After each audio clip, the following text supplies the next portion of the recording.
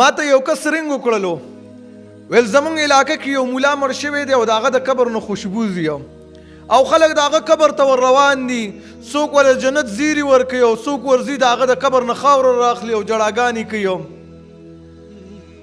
نو ما ورته ویل که چېرته دجال راووتلو نو ډېر زر ده چې دا انسانان به ډېر زر دوکه کي، ځکه د هغه سره په یو لاس کې اوري او د بل لاس کې به جنت وي. خلکو ته به مخامخ ښیي زما خبره ومنئ جنت ته به لاړ شي، او که زما خبره مو نه منله بل ډایرکټ به مور ته بوځمه. خوشبویانو خو لا وړې خبره ده. نو ما ته یو کیسه رایاده شوله، یو مولا مړ شو نو مقتدي به روزانه د هغه قبر له ورتللو خوشبویانې به یې پې اچولې او دا د ګلاب اوبه به یې پې ور اچول. نو دا خبره په خلکو کې مشهوره شوه، شیطان ډېره په تیزۍ سره مشهوره کړله، ځکه شیطان خو داسې خبرې له خوشحالېږي چې یا د دروغ وي. او بیا خاص کر د دې قبر خبره، ځکه د دې نه خو شرک ودرېږي، دنیا کې اولنی شرک د دې نه پیدا شوی دی. نو دا خبره یې ډېره په تیزۍ سره خوره کړله. شیطان شرک ډېر زر خوښوي چې هغه د خلکو کې خور شي. نو خلکو کې دا خبره ډېره په تیزۍ خوره کړله، خلک را روان دي قبر نه خاورې راخله او خلک وایي یاره جي دا خو بس جنت ته تللی دی. نو یو څو ورځې بعد په هغه ځای باندې باران وشولو، نو چې علاقه کې باران وشول دا قبر نه هغه خوشبو ختمه کړله. خلک حیران شول چې څنګه دي دا خوشبو څنګه ختمه شوله. نو د الله بندګانو لږ تحقیق کوئ. زه رد مې غرض نه دی، الله ګواه کومه چې زه د الله د رضا دپاره دا خبره کوم، د اصلاح په نیت کومه. عام طور سره زموږ په معاشره کې دا ډېر زیات کیږي.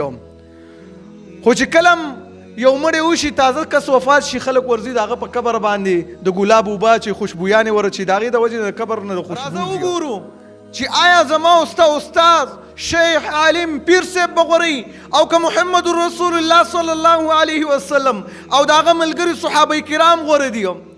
د ابوبکر عمر عثمان علي رضی الله عنه د قبر نه خوشبو نه ځي او زما استاد عالم د قبر نه خوشبو ځي. د عثمان رضی الله عنه قبر ښکاره دی، د رسول الله صلی الله علیه وسلم زوم دی، د هغه د قبر نه خوشبو نه ځي. اوچت شهید دی، د هغه د قبر نه خوشبو نه ځي او زما استاد عالم د قبر نه خوشبو ځي. په هغه باندې چېرته جنډه ونه لګولی شوه، زما استاد قبر باندې جنډه ولګولی شوه. د هغه قبر چېرته پوخ نه کړلی شو، زما استاد قبر پخېږي، په هغې باندې ښایسته کاڼي کېښودلی کېږي. عجیبه خبره ده. د احد شهدا ښکاره پراته دي، د هغې د قبر نه چېرته خوشبو لا نه ده، زما استاد د قبر نه خوشبو ځي. هغه اوچت شهدا دي، د هغې په قبر باندې چېرته د تنظیمونو جنډې ونه درولی شي، د هغې په قبر باندې چېرته لیکل ونه کړلی شو چې فلان و فلان. زما استاد په قبر باندې لیکلی کېږي چې فلان ابن فلان ابن فلان شهید فلان. عجیبه خبره ده. رسول الله صلی الله علیه وسلم د دې نه منع کړې ده، ځکه دا عمل د یهودو دی، د مشرکینو دی چې هغې به قبرونه بخول او لیکل به یې پې کولو.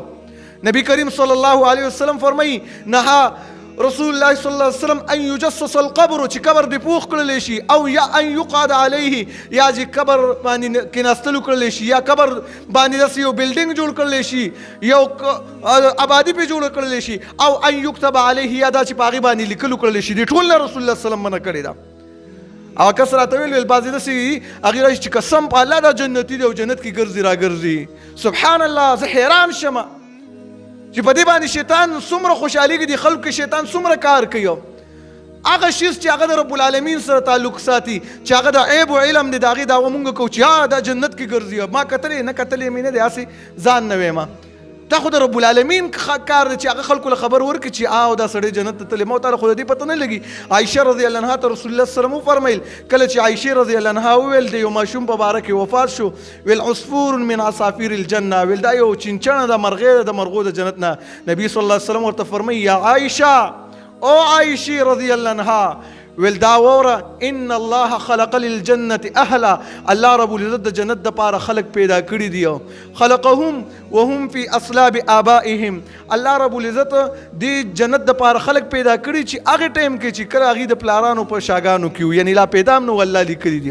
دغه شانتې جهنم دپاره هم الله رب العزت خلق پیدا کړي، یعنې ځان له چا نه ټیکټ مه ورکوه، سره دي چې هر چا له پاته د ماشوم جنتي دی. خو رسول الله صلی الله علیه وسلم د دې نه منع وفرمایله.